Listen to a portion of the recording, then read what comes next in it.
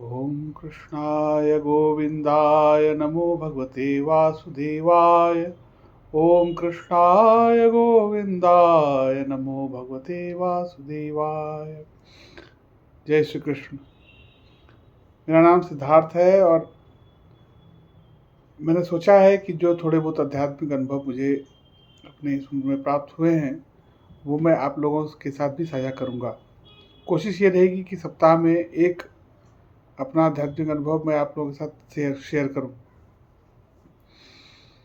मैंने मेरे आराध्य भगवान कृष्ण हैं, ऐसा नहीं है कि शुरू से ऐसा था, बट उनकी कृपा हुई, उनके ही प्रोत्साहन से, उनकी कृपा से आज मैं सिर्फ कहने के लिए नहीं कह रहा हूँ, बट वाकई में मैंने अपने आप को उनके प्रति समर्पित कर दिया है।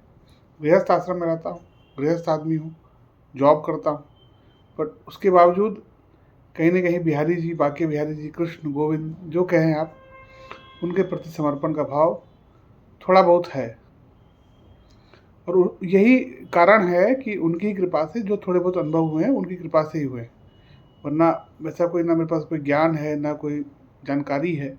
बस उनके प्रति थोड़ी सी भक्ति है, समर्पण है, उसी का शायद फल होगा। तो आज चूँकि पहली बार मैं आप लोगों के सामने आया हूँ, तो मैं चाहता हूँ कि मैं आपके साथ वृंदावन का मेरा एक अनुभव शेयर करूँगा। वृंदावन जाता रहता हूँ बीच बीच में, उनकी ही कृपा है कि वो बीच बीच में बुलाते हैं मुझे वृंदावन। और मेरा जो सबसे बड़ा अनुभव है अभी तक का, वो वृंदावन से जुड़ा हुआ है, तो मैं आपसे शेयर करता हूँ।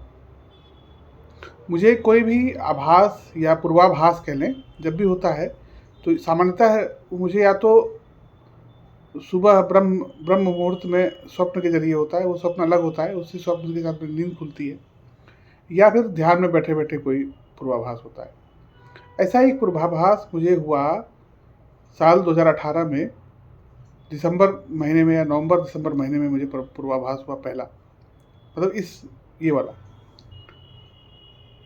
मैंने देखा कि मैं कहीं गया हुआ हूँ, एक मंदिर है जिसका गर्भगृह मिट्टी का है, बाहर एक बहुत ही अच्छे संत बैठे हुए हैं, पहुँचे हुए महात्मा बैठे हुए हैं। वो मेरे हाथ में एक माला देते हैं और मुझसे पूछते हैं कि तुम्हें क्या चाहिए। मैं उनसे कहता हूँ मुझे कुछ नहीं चाहिए, बस गोविंद के दर्शन चाहिए। वो मेरे हाथ से माला ले लेते हैं, कहते हैं कि तुम्हें इसकी आवश्यकता नहीं है। स्वप्न वहीं पे टूट जाता है ब्रह्म मुहूर्त में। 5 साढ़े 5 बज रहे होंगे। मैंने मेरी आदत है कि जब भी कोई इस तरह का पूर्वाभास या स्वप्न होता है तो मैं अपनी पत्नी या फिर माँ से तुरंत शेयर करता हूँ। मैंने उस दिन भी अपना ये पूर्वाभास अपनी माँ को बताया, फ़ोन किया। मैंने कहा कि देखो ऐसे ऐसे देखा है मैंने कि एक मिट्टी का गर्भगृह है, अंदर काली प्रतिमा है, बाहर संत बैठे हुए हैं, वो मुझे माला दे रहे हैं। और फिर मेरे से पूछते हैं तुम्हें क्या चाहिए, मैं कहता हूँ गोविंद के दर्शन चाहिए, और वो माला वापस ले लेते हैं। वो कहते हैं तुम्हें इसकी ज़रूरत नहीं है। तो माँ ने कहा कि मिट्टी का गर्भगृह उन्होंने कभी देखा नहीं है अपने पूरी ज़िंदगी में। तो हम लोगों ने भी बहुत सोचा कि मिट्टी का गर्भगृह कहीं देखा हो, कौन सा मंदिर मैंने देख लिया स्वप्न में।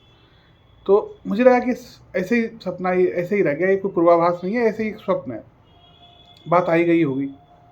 अब आ जाइए, अब 2019 जनवरी 2019 जनवरी में माँ पापा मेरे पास आए, वाइफ और बेटी मेरे साथ थे।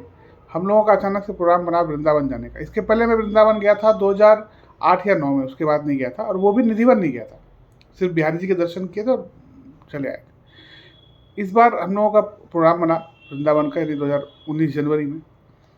हम लोग गए, गाड़ी पार्क की, बिहारी जी के दर्शन किए। बिहारी जी के दर्शन करते वक्त ऐसा लगा जैसे मुझे सम्मोहित कर रहे हो। वहाँ से बाहर निकले। वहाँ से बाहर निकल के हम लोगों ने ई रिक्शा लिया। ई रिक्शा से हम लोग पहुँचे निधिवन। निधिवन पहली बार जा रहे थे। जैसे ही निधिवन पहुँचे, वहाँ एक व्यक्ति बाहर खड़े थे, ऐसा लग रहा था जैसे वो हमारा ही इंतजार कर रहे हो। जैसे मैं ई रिक्शा से उतरा, उनके हाथ में एक लकुटी थी, यूँ लकुटी घुमाते हुए मेरी ओर मुखातिब हुए और मेरी आंखों में आंखें डाल के ऐसा लगा जैसे मुझे सम्मोहित कर लेंगे। मुझसे पूछा, निधिवन घुमा दूँ? मुझे लगा कि ये सम्मोहन जो है वो पता नहीं क्यों हो रहा है। मैंने अपने आप को संभाला। मैंने कहा कि कितने पैसे लेंगे आप? उन्होंने कहा 50 रुपये दे देना। मैंने कहा ठीक है, 50 रुपये मांग रहे हैं, कोई ज़्यादा पैसा भी नहीं मांग रहे, ले लेते साथ में। निधिवन कभी गया नहीं हूँ, एटलीस्ट घुमा देंगे, बता देंगे। लेकिन एक चीज़ जो है मेरे लिए उस दिन पहली बार मैं फील कर रहा था, वो था आकर्षण। उनका पहनावा भी बड़ा अजीब था, मतलब बहुत पुराने ज़माने का अजीब सा कुर्ता था, अलग पैटर्न का धोती थी। वो कपड़ा भी आजकल उस तरह से नॉर्मल कॉटन या खादी नहीं था, पता नहीं क्या था वो, मतलब था तो मतलब नॉर्मल कपड़े के तरह, बट कुछ अलग पैटर्न था। और बाल घुंघराले यूँ ऐसे मुड़े हुए, और कद काठी बहुत लंबे या बहुत कम, मतलब 5 फुट 6 7 8 इंच के होंगे। बड़ा गठा हुआ शरीर, बड़े हंसमुख और बहुत ही हाजिर जवाब।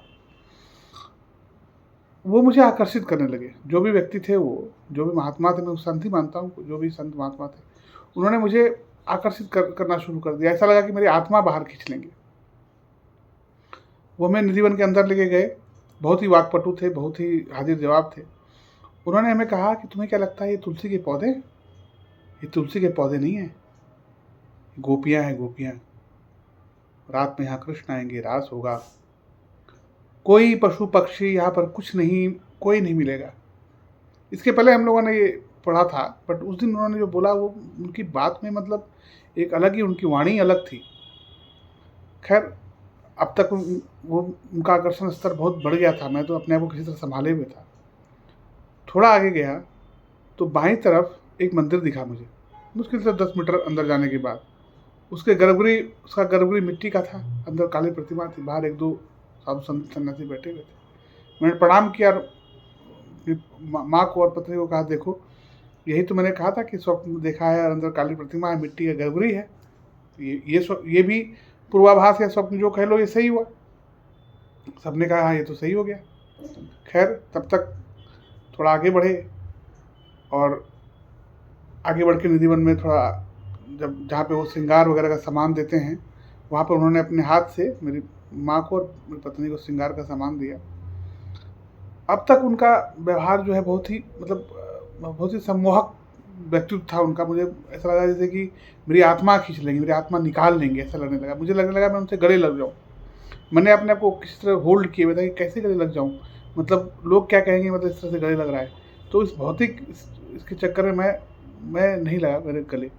लेकिन तब तक वो कहते हैं, तुम्हें क्या लगता है कृष्ण यहाँ का राजा है? यहाँ के राजा बलदाऊ है, बलदाऊ। अरे कृष्ण तो द्वारका का राजा है। कृष्ण ऐसे कह रहे हैं जैसे कृष्ण कुछ वो ना हो, लेकिन बलदाऊ के प्रति पूरा सम्मान, पूरा रिस्पेक्ट। तब तक मुझे लगने लगा पता नहीं कौन है, क्या है। उनके पैर पे देखा तो एक चक्र का निशान दिखा मुझे। अब मुझे काटो तो खून नहीं, क्योंकि वो आकर्षण स्तर में आप बता नहीं सकता किस तरह से मेरी आत्मा खींच रहे थे। वो मतलब लग रहा था मेरी आत्मा निकाल लेंगे, मुझसे निकाल लेंगे, ऐसा लग रहा था। उनके पैर में वो देखा मैंने, तो मुझे समझ में आया क्या है। मैं बिल्कुल, मतलब आप कह लो कि मैं सम्मोहन के स्तर चला गया है, जो कह सकते हो आप उसको। ये कहते कहते हम बाहर निकले। फिर वो एक बलदाऊ के मंदिर लेके गए, जहाँ पे मैं कभी नहीं गया। मैं वृंदावन जाता रहता हूँ, बट मुझे वो कभी दिखा नहीं, हो सकता हो कहीं। बात आई गई हो गई, हम लोग वापस आ गए। वापस आके हमने घर में चर्चा की। सबने कहा कि वो बहुत ही अच्छे व्यक्तित्व थे, के स्वामी थे, बहुत ही अलग थे। बट वो आकर्षण का स्तर जो है वो मैंने फील किया सिर्फ। बात आई गई होगी, उसको मैंने ये चर्चा अपने एक मित्र से की थी। मेरे ही सोसाइटी में रहते थे, पुराने दोस्त हैं। उन्होंने कहा कि भाई एक बार चलेंगे आपके साथ। तो ये एक बार चलेंगे करते करते 1 साल बीत गया है। 2020 आ जाइए अब, जनवरी 2020 जनवरी में मैं, मेरे एक मित्र और एक उनके मित्र, तीनों चल पड़े। मैंने उनको बता रखा था कि ऐसे निधिवन के अंदर मंदिर है, वहाँ आपको ले चलेंगे, जिनका गर्भ मिट्टी का है, मुझे स्वप्न में देखा है, तो कुछ खास रहा होगा। हम लोग पहुँचे, सेम रूट फॉलो किया, बिहारी जी के दर्शन किए, निधिवन पहुँचे, रिक्शा से उतरे। मैंने उनको ढूंढा, जो गाइड मिले थे, सो कॉल्ड गाइड, वो मिले नहीं। तो मुझे लगा ठीक है, पिछली बार थे, इस बार नहीं है, कौन सी बड़ी बात। हम लोग निधिवन के अंदर घुसे, ऐसे चल के आगे गए तो 10 15 20 मीटर का जो दायरा था, जहाँ मैंने मंदिर देखा था, वो एरिया क्रॉस कर गया मैं। जहाँ संत हरदास जी को वो मिला था, विग्रह प्राप्त हुआ था, वहाँ से भी आगे बढ़ गए। वो श्रृंगार गृह से आगे बढ़ गए, फिर जहाँ पे समाधि है सबकी, वहाँ से आगे बढ़ गए। बाहर निकल आए और वो मंदिर ही दिखा मुझे। अब मुझे समझ नहीं आने लगा ये क्या है। फिर मेरे दोस्त ने कहा कि आपको शायद कोई गलतफहमी हुई होगी। तो मैंने वहाँ पर जो 1 2 लोग थे, गाइड वगैरह थे, और जो लोग होते हैं जो चप्पल वप्पल रखते हैं वहाँ पे, उनको बुलाया। मैंने कहा भैया, ये अंदर जाते ही 10 15 मीटर के बाद एक मंदिर आता है, बाएं साइड में गर्भगृह मिट्टी का है, अंदर काली प्रतिमा है, वहाँ पर वो मंदिर दिखा नहीं। तो वो कह रहे हैं ऐसा कोई मंदिर ही नहीं है यहाँ पे। अब मैं घुटने के बल बैठ गया, भगवान कृष्ण को प्रणाम किया। मैंने कहा भगवान ये क्या लीला है, मुझे तो समझ नहीं आया क्या हुआ। अब मेरे दोस्तों को विश्वास न होगी क्या है, उन्होंने सोचा कि कोई गलतफहमी हुई है। मैंने अपनी माँ को वहीं से फ़ोन लगाया, वाइफ को वहीं से फ़ोन लगाया स्पीकर पे, सबको बताया कि सबने वही वर्णन किया। यहाँ तक कि मेरी बेटी छोटी थी, अब तो 12 साल की हो गई, और छोटी थी, उसने तक वही बताया कि हाँ ऐसे घुसेंगे, अंदर जाएंगे, 10-15-20 मीटर के बाद बाएं साइड वो मंदिर मिलेगा और काली प्रतिमा अंदर मिलेगी। अब समझ नहीं आया, हम लोग वापस आ गए। हमें मथुरा जाने का प्रोग्राम था, लेकिन दोस्तों ने कहा नहीं आप तुम्हारे साथ मथुरा नहीं जाएंगे, अब दिल्ली चलो। हम लोग दिल्ली लौट आए। घर में ये बात बताई तो पत्नी विश्वास ना करे, मेरी बेटी विश्वास ना करे कि नहीं ऐसा कैसे हो सकता है, आपने कुछ छोड़ दिया। तो उसके अगले या उसके 15 दिन बाद जो मेरा साप्ताहिक अवकाश था, उसमें हम लोग फिर गए। इस बार मेरे साथ मेरा एक भांजी भी थे। हम लोग गए, वही सेम रूट फॉलो किया, फिर पहुँचे निधिवन पहुँचे। बाहर वो नहीं मिले जो संत थे जो भी थे, वहाँ से अंदर गए। इस बार फिर वो मंदिर नहीं मिला। मेरी पत्नी ने भी अपनी आंखों से देखा कि मंदिर नहीं है। बाहर निकल आए, किसी के रेफरेंस से हम पहुँचे। एक संत हरिदास परंपरा की एक संत थी, मतलब उनको मानती थी, उनको बिहारी जी की प्रेमी थी, अब वो इस दुनिया में नहीं है, माधुरी दासी जी। उनके पास हम पहुँचे किसी के रेफरेंस से, उनको पूरा वाकया बताया।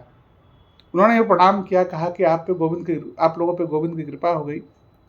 ऐसा बहुत दुर्लभ होता है कि किसी किसी को जो निधिवन के दुर्लभ दर्शन होते हैं। मैंने कहा निधिवन तो सबके लिए सुलभ है। नहीं नहीं, वो एक अलग दिव्य निधिवन है जिसके दर्शन आपको हो गए। मैंने कहा ये क्या हुआ।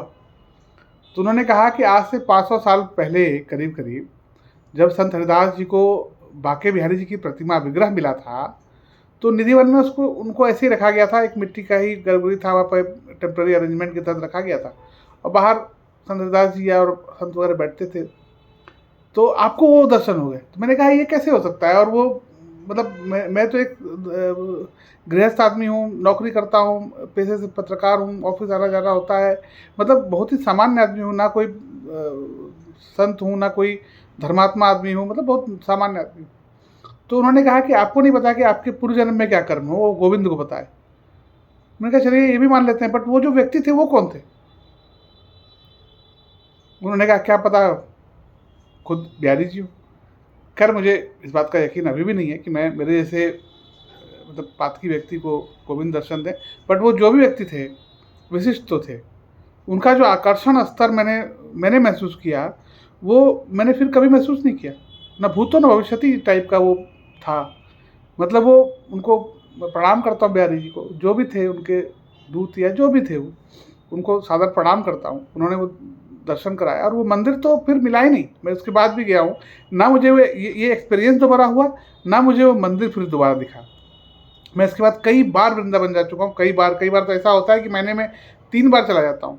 पता लगा इस बार भी गया, अगले वीक भी चला गया, ऐसे जाता हूँ, लेकिन ये अनुभव फिर नहीं हुआ। तो वही है, उनकी कृपा है। जब वो चाहते हैं, कोई आपको अनुभव देना चाहते हैं तो दे देते हैं। तो इस तरह के अनुभव मैं आपके साथ इसी प्लेटफॉर्म पे बीच बीच में साझा करूँगा।